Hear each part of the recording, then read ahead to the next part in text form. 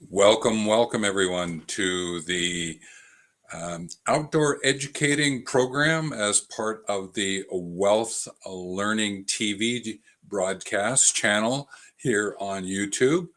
My name is Dr. Stephen Hobbs. I am the founder of the Wealth Movement, and we're in the midst of a series about outdoor educating and outdoor practitioner. And today we're going to be taking a look at the concept of weaving as an educating approach that's useful for the outer doors. Also taking a look at this notion of community, and I have 5 possibilities I'd like to share with you. And then just go over the extraordinary experience, essential component called dramatic, and I'll be linking it to story sharing. And then I want to update you about a really great sound. I have come to a person who's organized it, and I'm actually participating in it. And I just like to share reference to it. It's called by Nature. So with that, and just before we get into it, it's wonderful to have you here today and to go over these topics.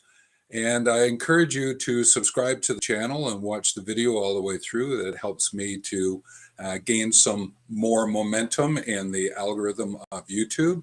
And that's always helpful as I grow out this channel and bring to you ideas and insights and investigations, interpretations that are linked to the organization of work, the value of safety, and the use of facilitative mentoring and other educating approaches that have application in a wide variety of workplaces. I have a special place in my heart for those who are involved in education and are outdoor practitioners, and there is a playlist for that.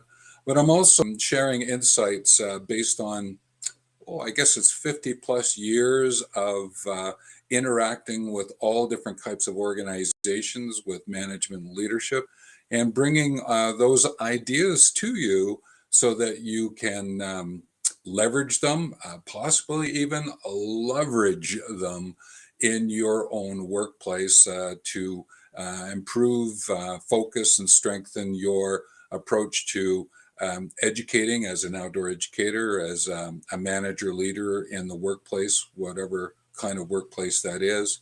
So I'm just digging in and sharing. And I guess as you sort of look at my years young and the grayness that's around me, this is also a component of my environmental legacy to leave those ideas that I am living and be able to have it here for the years to come. So legacy is important to me, and this is one of my ways of making my contribution.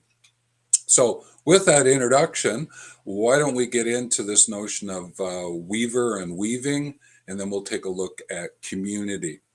So to start off with, there's something that I've come to understand about weaver weaving, and it's sort of linked to, you think of those who are at those weaving stands, and they're making, could be carpets, they could be making scarves, they could be making sweaters, they could be making any number of things.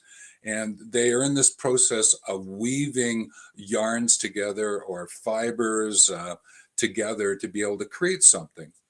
And that imagery is really important to me because I think of it from an outdoor perspective, is that many outdoor educators and practitioners are weaving the stories and interactions and experiences with the participants. And it's to grow, in a sense, improve focus and strengthen that person's involvement in the outdoors, or it could be interacting with the family. It could be interacting with a group of friends who've come together. It could be a special interest group that want to learn some outdoor activity. The outdoor educator is weaving ways in which to become involved so that a person can evolve. So to involve themselves, to evolve themselves. And this notion of the weaver weaving, I'll go back to it from this example. There is this notion, what I call tracing. Some people call it tracking. And what they do is they're talking about tracking in the outer doors. What are you seeing? Where is it taking you? And what is it that you're learning from it? I use tracing because I'm a bit more of a visual learner. So I think of tracing as sort of drawing it and figuring out where it's happening and looking at the landscape. And it's about this notion of taking the fibers, those base ideas, facts, what you see, linking them into threads. Those threads become strings. Those strings become cords. Those cords become ropes. So there is this weaving together of these fibers into threads, and those threads being woven into strings, those strings being woven into cords, those cords being woven into rope. And as you weave them together, they gain strength, and therefore they offer you another way in which to think about, oh, of all the things that I'm learning and I'm bringing them together, how might I weave all of these insights so that they're of value to me in terms of my own self-worth, or finding the truth of what's unfolding, or what's of utility here, what's of usefulness here as I move forward. And especially in the outer doors, as you deepen your practice and find safe systems to create and use safer practices in your involvement in the outer doors. So that notion of that fiber to rope is a really great way of looking at this notion of weaving and bringing these ideas and insights to the foreground for you. So in a sense, the participant that you're interacting with, and I'm sharing this with you as an outdoor educator, and that's where I'm coming from myself with you, is that the person's actually weaving a tapestry, and you may be contributing it to it, and then they'll go off and add more to it. There is your own tapestry, because as you deepen your practice, and then while you're together, there is a tapestry that's unfolding.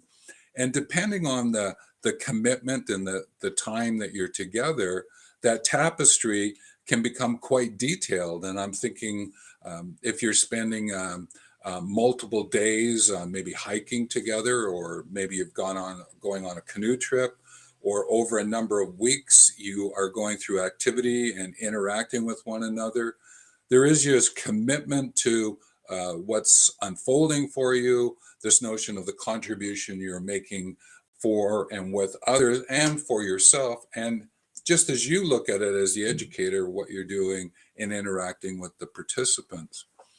And this notion here is that by doing this weaving, you're actually creating community. I'm going to go over that in about a minute or so. But there's something I want to bring to your attention. It was a really wonderful video that I saw, and I'm thinking back now, it's probably a good 20 years ago when I first saw it, and I think it was at least back 15 or so years. And it was by a gentleman by the name of DeWitt Jones, and he was a National Geographic photographer. And he did a program on what's right with the world, or celebrating what's right with the world, and came at it from an appreciative inquiry perspective. And in that video, he was interviewing different persons that he met along the way, and from his own extraordinary experience, his lived experience, he was sharing ideas. And one of the persons that he met was in Scotland, and this craftsperson, he wanted to have a conversation about celebrating what's right with the world, because he heard that she did such a fabulous job. So he went to her cottage home to interview her. And I'll put a link to the video that he did if you want to follow up with it.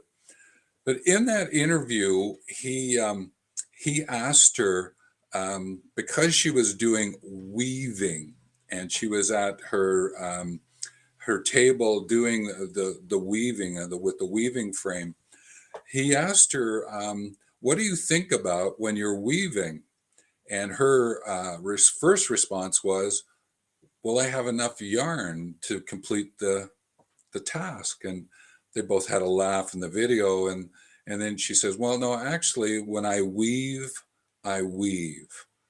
And I sort of sat back when I heard that, and I thought, I think another way of saying it is when I lead, I lead. When I educate, I educate. When I weave in the interactions with others, I weave. If I mentor, I mentor.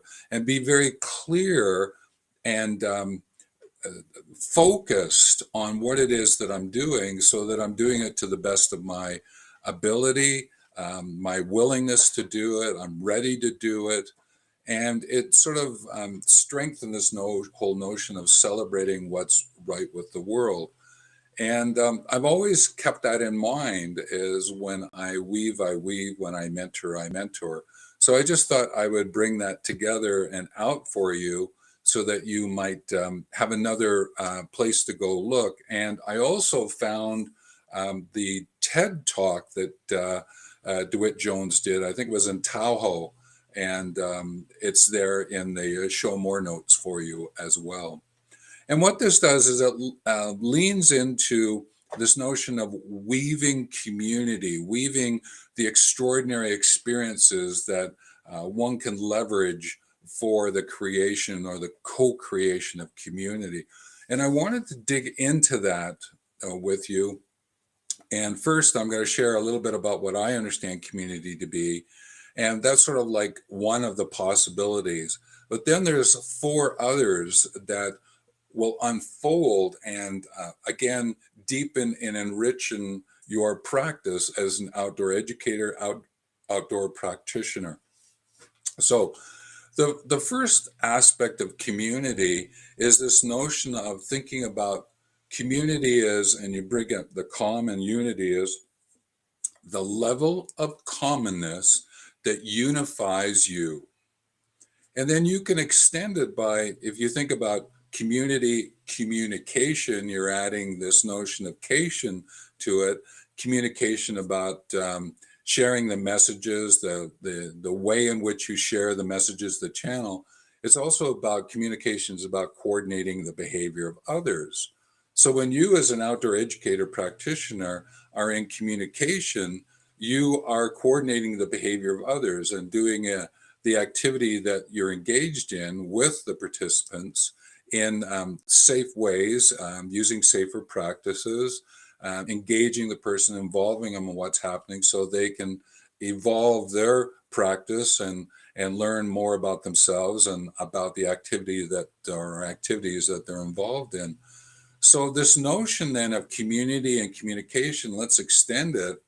It's the level of commonness that unifies you into action, because it depends how you see it unfolding for you and what is of value to you as you move forward. And often the communication, this notion of behaviors, when you first meet people, it can have a bit of a feeling of being a little more reactive. And how do you, as an outdoor educator, move it into more being proactive in the expression, in the behaviors, and even in the conversations that you're having? So this notion of weaving community is around this notion of the communication and that commonness that unifies you together. And what I thought I would do is use a wilderness remote first aid course as a way for me to highlight this. Now, it was 25 years instructing wilderness remote first aid. I was instructor trainer of the instructor trainers. And so I helped to write one of the versions of the wilderness remote first aid book that was used. And I was able to do lots of instructor trainer aspects and do my own practice and develop my abilities as a wilderness remote first aid instructor. And they were glorious years. I only stopped after about 25 years, simply because I moved on to other things. And in some ways, I kind of wish I had kept it up, but there you are. There's lots of other things that unfold in one's life. And this notion of the first aid course is when you first greet a group of people, let's say that there's 12 people in the course, when they first come together, often the 12 don't know each other, but sometimes friends come in a pair, or there might be a married couple that come, or those who might be a brother, sister. And for whatever reason, they're all thinking about learning about first aid from a wilderness remote perspective, because they're going to engage in the outdoors and they want to figure out how to take care of themselves or take care of others. And often they come in with sort of a bit of a reactive, because they don't quite know what it's all about. And they might come at it from a mindset of avoidance, as, oh, well, how do I avoid not having to do first aid? And or they come at it with they think they know more than they think they do, and they overcompensate and prattle on.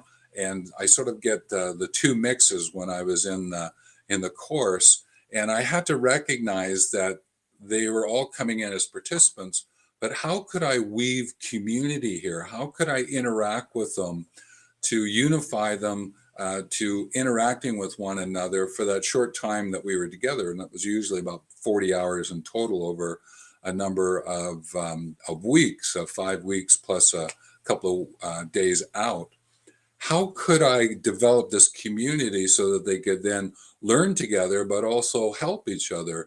And so that's what I was walking into. And that's where this notion of the wilderness first aid course I'm going to use as an example as we move through. So the sort of second view of community is the community of activity. So if I'm using the wilderness remote first aid course as the activity of learning how to do first aid in a wilderness remote first aid setting.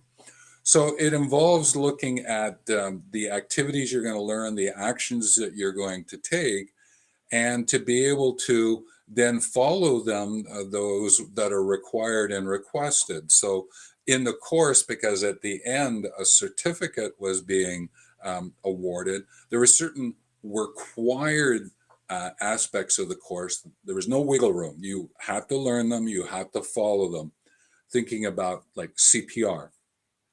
And there was a requested, and maybe there's some wiggle room. So maybe how you did certain kind of sling, there might be for an arm, there are multiple ways of doing it while still being mindful of what was the outcome or the reason of putting someone in a sling, is that that would be there, but maybe the material you use to do the sling might vary, but the outcome had to certainly be there.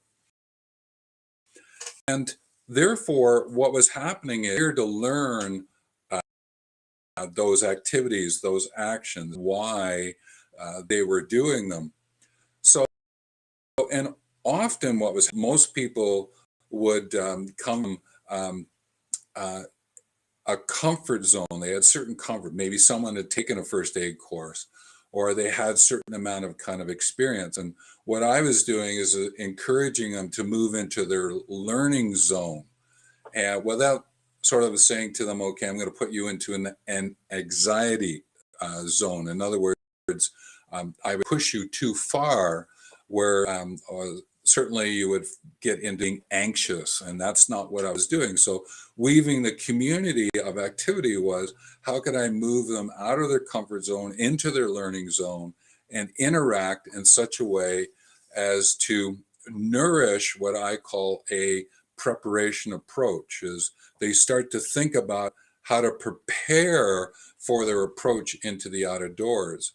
So I was moving them into a preparation approach from a preparation avoidance, because when you think about avoidance, you're figuring out, how do I not do things, where something I've learned about being in the outdoors, the obstacle is the way. what it is you're doing, where you're going is the way, and you've got to work with it. And maybe there's an activity that you have to say, stop, no, we can't do that. But it's not coming from an avoidance point of view, it's coming from an approach point of view. And that's where you're using safe systems and safe practices. So for me, when I first got together with the group, I always interacted with them in such a way as that I talked about what is wilderness remote first aid, what's the importance of it, and then walked them into frameworks that they wouldn't have been used seeing because there were ones that I created, and I was explaining them to them, like, for example, LMASF. And I used to, okay, what we're going to do is learn LMASF. And people, what are we going to learn that? What is that? And what I did was I introduced them to it as leadership, management, administration, stewardship, and followership. And so as a common basis, we were learning it together. And then I was using examples of different kinds of activities, including where you might find yourself doing first aid, even back in an urban center. And I would use an example like, well, maybe you're not doing first aid, but from a stewardship of the scene, you could direct traffic.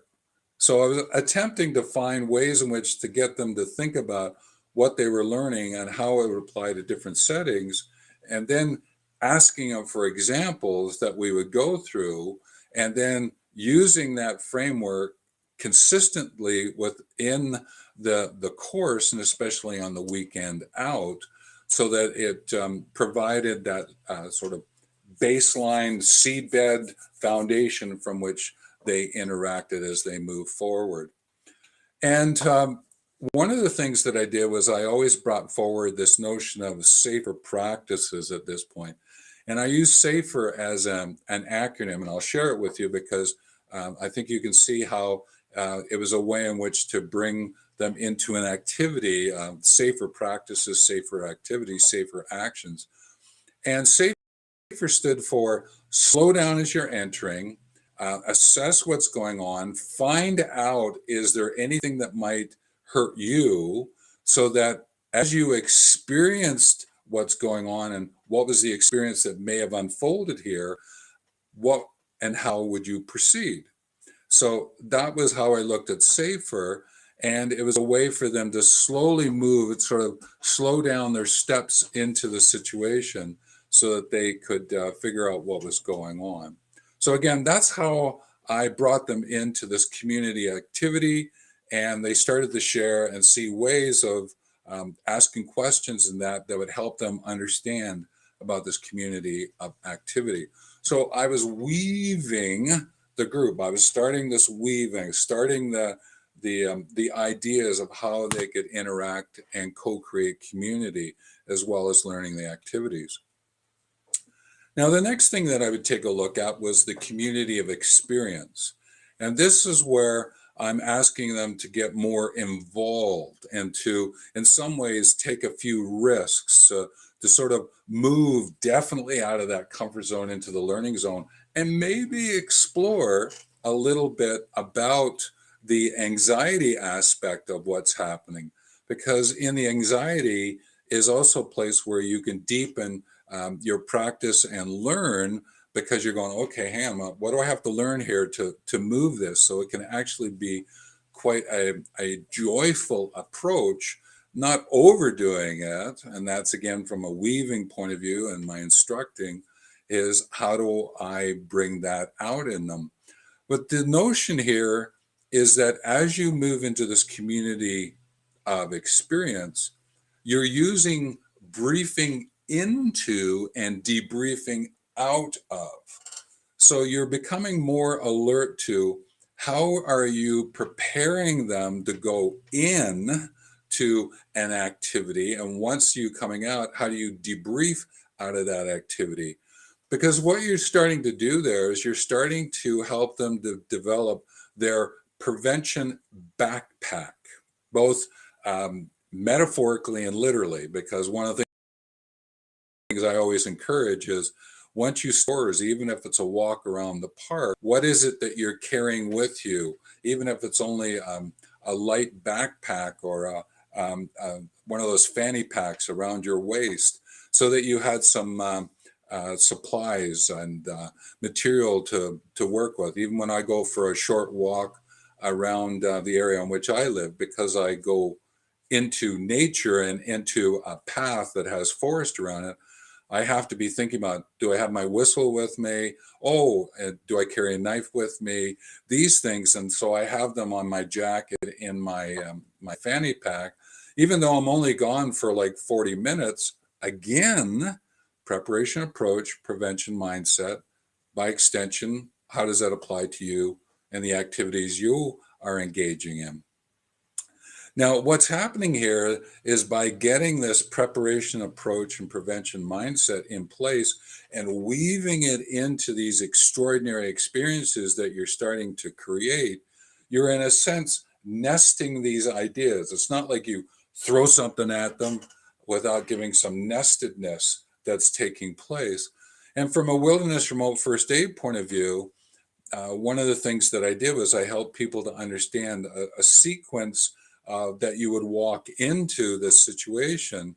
And once you're in there, what would you think about first? And that's where I would talk about CABCD.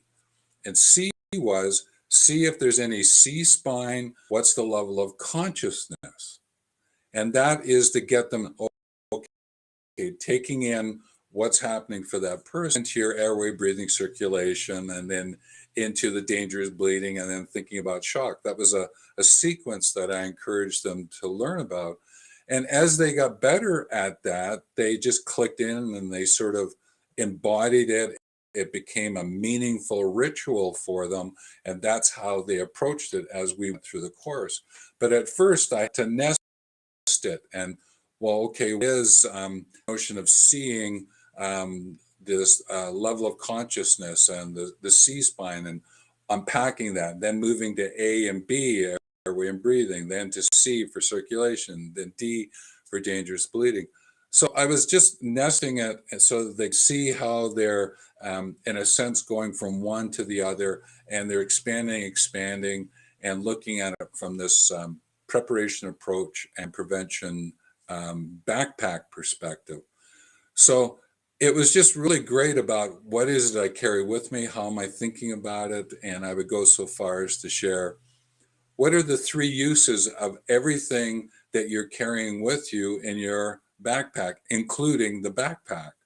And that was a task that we always had. So one of them would always have to do with first aid. Two might be for other aspects of the trip or expanding more ways in which to use it from a first aid point of view. And that's how we kept nesting and nesting and nesting so that they understood that when we went out on the weekend, they had many different tips, tools, and techniques that they had with them that they were carrying with them, including the hands to work with and the head to think with. So that was the notion of the community of experience. Now, as we move into what's called the community of practice, what you're doing is you're encouraging them to deepen their practice as well as your own. And by deepening practice, what I would do from that course perspective with Wilderness Remote First Aid, we would spend 2 days, 2 working days outside where they get an opportunity to actually practice what they were learning. And I would set up all these wonderful activities, and I actually learned how to do the simulated blood components and how to use chicken bones to create compound fractures and how to very quickly use Kleenex and some Vaseline and some coloring to make it look like there was a bit of a burn on the skin. I learned these to just deepen and bring out the simulated activity for someone to learn. So I went into that extraordinary experience and then did it in such a way that they could deepen their practice. But on those weeks, what became important as I was looking at them, understanding this preparation approach and prevention mindset, the safe ways and the safer practices, community I was attempting to weave, because they were going to interact there and help each other to learn, I had to think about, how do I set them up? Because there was going to be a little bit of the, okay, what are we walking into? So I had some fun activities that I set up at the very beginning, and ways to encourage them to interact and play with them, so that they could lighten themselves up a little bit and didn't sort of throw them into some big um, event. And I've seen some remote first aid instructors create an incident, and they walk into it and they're going, what do I do? What do I do? I just had a few of them that are very simple, just to get them up and warmed up, and then we would talk about it and go into the next piece and next piece. But there was always a little fun activity that we did, just to sort of have like a meaningful ritual. And I might ask a question, what is it you notice about today that's going to be important as we move forward into learning about wilderness remote first aid? And sometimes it did in the winter. So, okay, hypothermia might be present here. It's a bit of a rainy, drizzly day, but it hasn't quite passed 10 degrees Celsius. Okay, what might happen there? So again, it was finding ways in which to start weaving them together for those 2 days. And that's where the community of practice concepts came in. But what happens here is I'm alerting them to the preparation approach and the prevention mindset, but also I'm heightening them to get into their executive center, their brain, in a sense. And instead of just reacting to things emotionally, is how do I really bring my executive center, my foreground thinking, to the foreground, so that when I'm engaged in these activities, even though they're simulations, I can still learn from them and not feel overwhelmed. And therefore, I was helping them to bring the sense of this continuance of practice, or practice continuance, through the weekend. And it was okay. Hey, listen, you may not get it correct, but as the weekend goes along, you start to strengthen, improve focus, and strengthen your practice. And how might you do that? So what I would share with them is, make sure that you connect with what you're doing, collaborate with each other, connect with one another, collaborate with each other, and then continue to contribute, because you'll learn so much from each other by doing what it is you're doing. But also you can ask questions of each other and continue to learn. And then when you do this, connect, collaborate, contribute, then you're doing it from a place of clarity and confidence, so that you don't waste time and effort, and possibly, as you can, and use those ideas into your own activities, is to not waste money. And as a educator, you're creating the activities, and you don't want to waste time and money by creating the courses and creating the activities that people participate in. Just as you want to share, you don't need, as a participant learning with me, to do spending lots and lots of money on something, when it could be right at your fingertips about how to walk in the outdoors and participate in that way. So this notion of connect, collaborate, contribute, from this practice continuance, deepen that practice using more lateral thinking, so that you're not just reacting to something, you're actually reflecting in and on what's taking place. That's by getting into this deeper practice. Now, because this might be somewhat new to you, I actually went and found a community of practice link, and it's a pretty good one that explains what community of practice. And when you go through it, you can adapt it for the kind of activities that you're doing, the kind of educating that you're doing. And the link will be in the show more notes. But with this deepening of practice, you're now into a point where you got a preparation approach. You've got this notion of prevention backpack. You're into this practice continues, so that what you're into now is what I call the community of care. yes, it's a new word. It's a combination of significant care or caring. And what I'm bringing forward here is that you truly are managing the safe systems of the interaction. So for you as an outdoor educator, outdoor practitioner, you are truly looking at this holistic safety approach that you have. Not that you haven't done it before, but you're really stepping in. Is the significant care that I am advancing here with the group that I'm interacting with. And how do you get that same thinking and feeling and practice into and being the participants that are interacting with you? And this is where I share with people this notion of managing safe systems and using practices. And the idea here is it's based on the ethic caring. Now, I just share something here with you is care and caring are really important, but often what we do is we use words like being careful and not being careless. And I sometimes have difficulties two words because of the following. When careful, it's often you're taking care of someone else at your expense. And you cannot do that when you're in the out of doors and you're helping someone. Let me give you a really good example. Make sure that when you're doing wilderness remote first aid, is that you use their clothes if you have to give them some heat. Go into their back, give them their clothes. Because one of the things that I learned over time is that if I use my clothes and I'm being careful and I'm taking care of them, I'm 6'7". So often if I go into someone else's backpack to get something out, my jacket, I'm not going to be able to jacket. So I had to rethink it. And this is where I went, oh, okay, this notion of caring both for the person and myself going to be falling into being careful.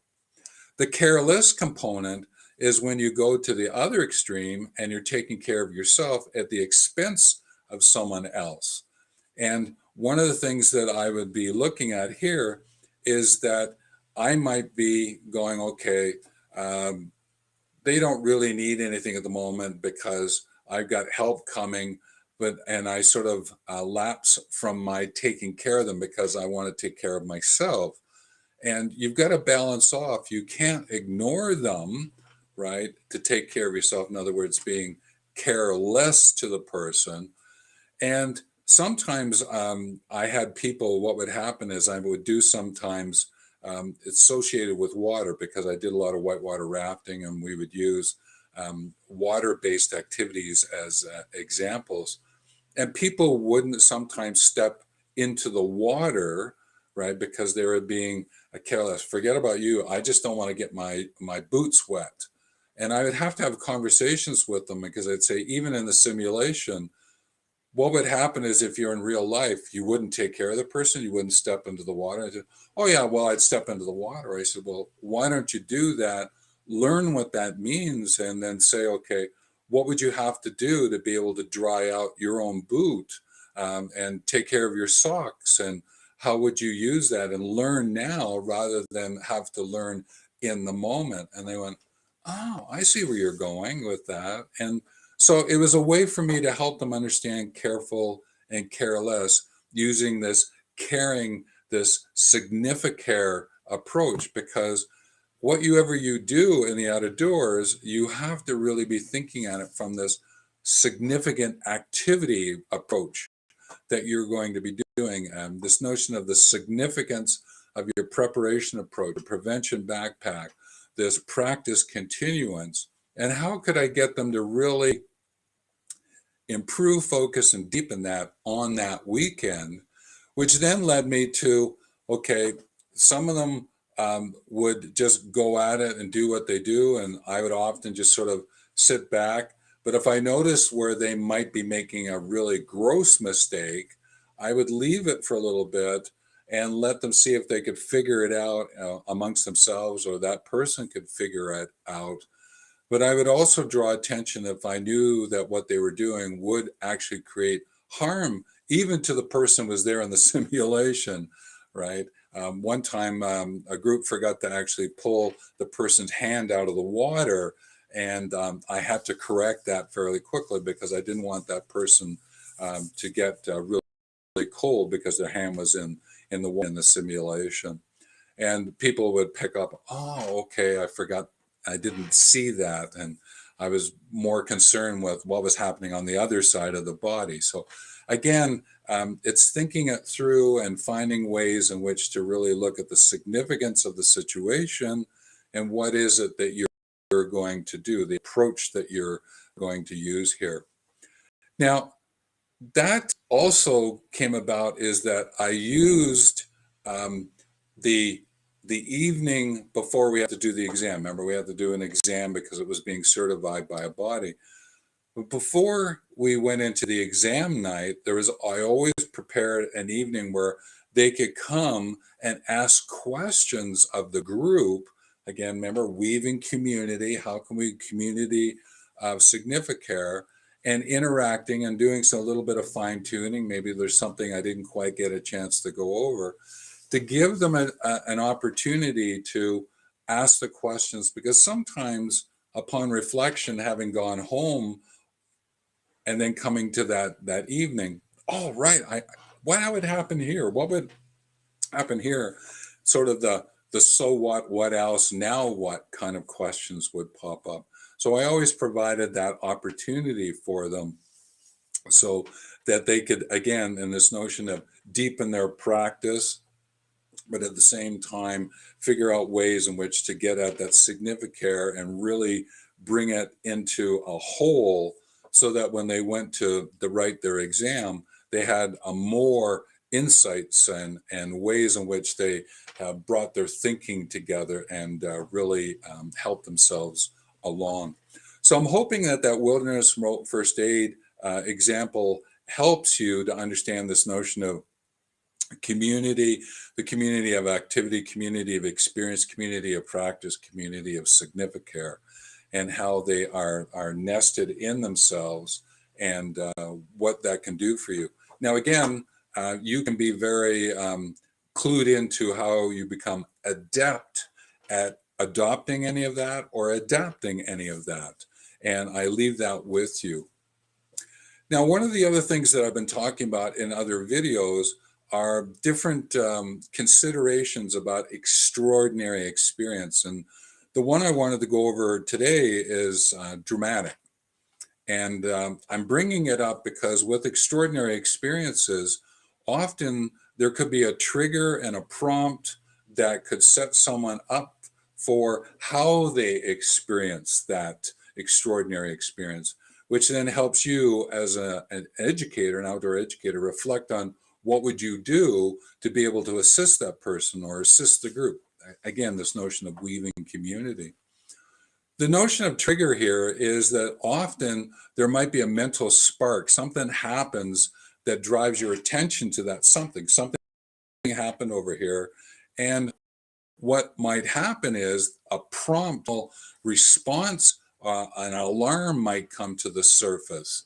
And often that alarm could be a reaction and a pullback, or it could be, oh, hang on a minute, I'm feeling, oh, I get a little bit of anxiety here, but at the same time, maybe I have to deal with something here. So this notion of trigger and prompt, and for yourself as an educator, and I'm going to work with you now, is that when that happens for you, you might see someone and you might get a bit of a trigger. It prompts you to something, a feeling comes up, it might be a past experience, and you go, oh my goodness, what just took place? But if you lean into this notion of using your foreground, your thinking, and you can then reflect and figure out what would be the response that you would like to give to it, and therefore develop the action and outcomes that would best serve you and especially the person that or the group that you're interacting with. Because sometimes your response, all right, could be a hindrance to people.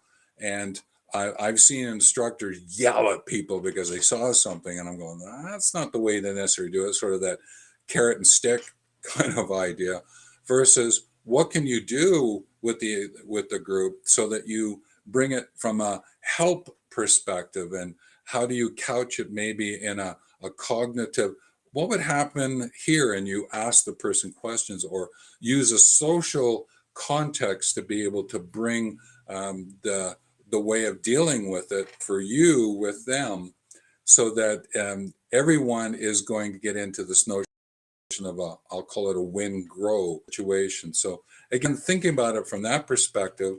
So one of the ways to do it from an extraordinary experience point of view is to think about the dramatic aspect of it. And I'm going to use story sharing here as an example.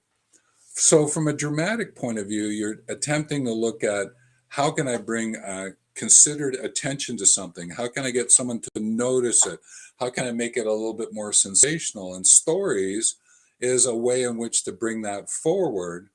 Now, simulations that are explained in the Wilderness Remote First Aid is like another way. So again, as you think about your own practice and the activity you're doing, how can you make something in a dramatic to bring it forward? And so what you're doing is, one way is stories, and what you're doing is you're hoping that the participant picks up on the story, and they sort of, oh yeah, I see how that can apply to me, and that's how you move it forward. I sometimes think of the hero's journey, right? And sort of that progression that someone would go through is, oh, okay, this is what happened, and this is how I went through the transition, and this is where I sort of got to the hero's journey. But in there is a caveat that I'd like to share with you, and that's the use of humor. Really, really, really be alert to the use of humor. If it's coming from about you and you're bringing it forward, all right, that's great. But really I'm going to use don't use humor that's coming out of the group unless you really come to understand the group, and it is something that the group would understand. So I tend not to go into the humor of the group. I stay with myself. So I mentioned earlier I'm 6'7", so sometimes I say I'm like a giraffe with a squirrel complex, and I'm paying attention and seeing what's happening at the top of the trees, and occasionally looking for the nuts on the ground.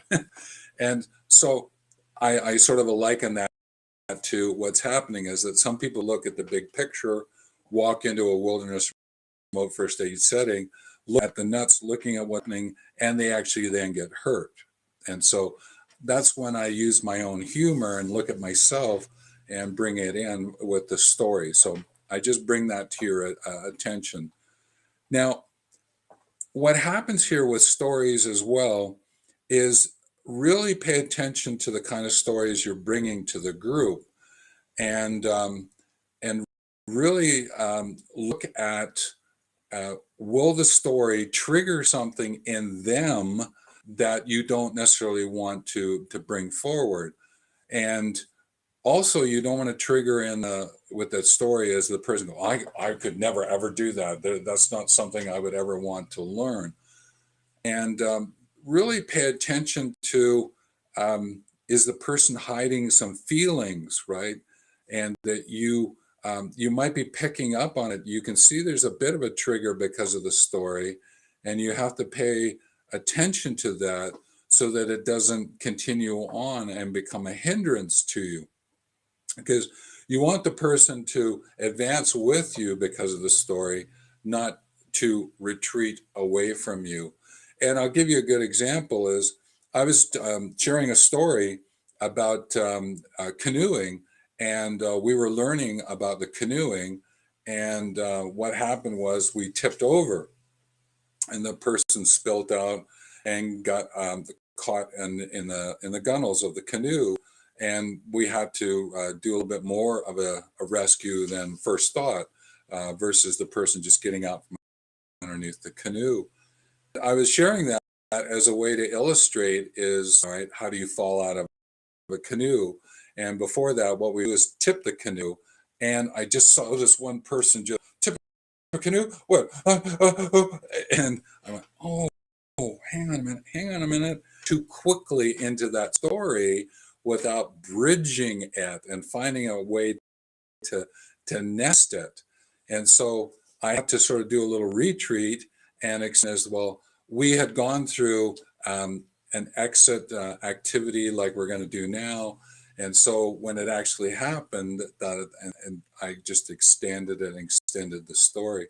So again, be alert to if it prompts something, it triggers something, all right, in someone, and that feeling comes up, and the feeling might, am I worthy of doing this? Will my self-talk, right, get in the way? And you've got to pay attention. Does that story get in the way of that self-talk of that person, right? So that's why debriefing is so important, to get at some of those feelings that might be there. And that allows the person to share their own stories, and they might go, geez, I had this experience canoeing and this is what happened. And you go, oh, okay. And then use a bit of a debriefing techniques to bring out the learning out of that story, but also to encourage people to ask I-related questions, right, about that, the feelings that were there in this question of that self-talk. Because you don't want someone to say, well, we were on a canoe trip. No, I was on the canoe trip and this is what happened to me, all right? And to bring out the story in that way. If they're bringing out a story that happened to someone else, then they would have to talk about how that story influenced them, not making up what they think happened for the person they're telling the story about. Again, this notion of debriefing from an I perspective. Now, when you're into sharing these stories and you're making them dramatic, make sure that the story fits for the situation. And another aspect of this is, when do you invite the participant into the story? During the story, at the end of the story, and thinking about how does that story then fit in? What does it lead to for your participant? Because again, I think I've been highlighting here, your dramatic story may overwhelm someone, could underwhelm, but I'm more concerned about the overwhelm and set them into a bit of a resistance or into a place of hindering. So when do you invite them in, and when do you ratchet up the story? These are things to think about. And whenever the story is being shared, this is something that I always have at my fingertips. I want to involve them in the story, but I want the story to give the sense of an evolvement, how that might they evolve, right, and how they might evolve themselves as they move forward with me. And I'm linking it back to the weaving and interacting together. And then another question you have to really ask yourself is, do you want participant stories? It's just something you have to think about. And when do they come in? Because they may give an over dramatized story thinking that they're helping, but they could actually be hindering. And just from that perspective. And there is a possibility sometimes people sharing their stories might take them back into that a response that might bring out something in them that might be scaring them. And I've actually had a couple of times where people were sharing the stories and they relived it, and I had to debrief them, be with them for a little bit to get them back to being present, because they sort of lost themselves in their own story. So again, thinking about it from that perspective. Well, I'm hoping that dramatic storyline, the notion about trigger prompt reflection, is something that would be a practice of help to you and as you're moving forward. But there is this activity that I wanted to share with you, and it comes from Suzanne Heaton and from Motivated by Nature. and I put a link in it. I just wanted to share what's on our website, and I'll explain a little bit about what's happening. She says, I'm Suzanne. My passion is helping you connect with nature to live a healthier, peaceful, and meaningful life. I am motivated by nature. Connection can help you decrease stress, increase your immunity, and bring more joy back into your life. And what she's done is that she's created a month-long activity that every day you're doing something out of doors, and then you're sharing what you've learned or pictures on a platform with others from all around the world, so that you can share your motivation by nature and then gain the insights of the motivated by nature from others. So in a sense, she is weaving community. And she's doing it from the notion of community, the community of activity that you do, the community of experience as you engage in it, the extraordinariness of it, the practice, the community of practice as you share what you've learned, and this notion of community of significare as you interact with one another and comment and encourage each other. So she's a wonderful example of what it is that I'm sharing with you, and doing it through herself as an adult outdoor educating. And sometimes she has youth that's involved, but also this notion that she's developing her practice about her involvement in the outdoors and being motivated by nature and encouraging others. So I wanted to celebrate Suzanne Heaton at motivatedbynature.com, and to be able to bring your attention to it, and maybe it's something that you're involved with, and or learn from Suzanne as well. So that's my celebration, and I certainly will encourage you to take care and enjoy all things outdoors as you get involved with the outdoors, whether it's today, having listened to the video, or maybe tomorrow, the next day, whatever it is. And I would also encourage you again to subscribe, and because you've gotten to this point, thank you. You've listened and engaged, and that's going to help the algorithm with the video and for the channel. And thank you very much. And as a way of going out, next week we're going to talk about navigating, and wayfinding. It's a great topic that extends educating approaches that are available for you. So with that, take care, and we'll catch you next time here on Wealth Learning TV.